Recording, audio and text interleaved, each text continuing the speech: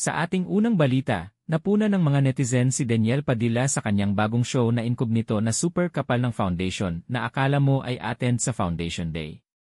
Pero di makakailang super gwapo pa din ni Daniel at magaling talagang aktor at ayon pa kay Ate Christy ay inangat ni Daniel ang kanyang sarili bilang isang magaling na aktor. Si Alden doon sa Pulang Araw, talagang nilalagyan ng dumi sa mukha. Tisoy siya, di ba? Tisuhin siya, kaya nga tisoy. Nilalagyan ng dumi talaga para magmukha talagang nasa bundok at napapalaban sa gyera. Dito naman si Daniel sa incognito, eto ang pagpansin naman ng ating mga kababayan.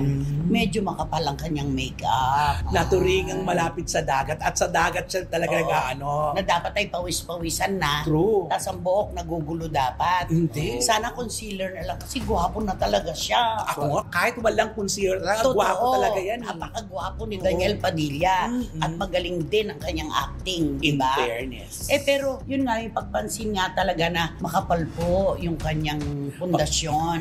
Parang attend po siya daw ng Foundation Day.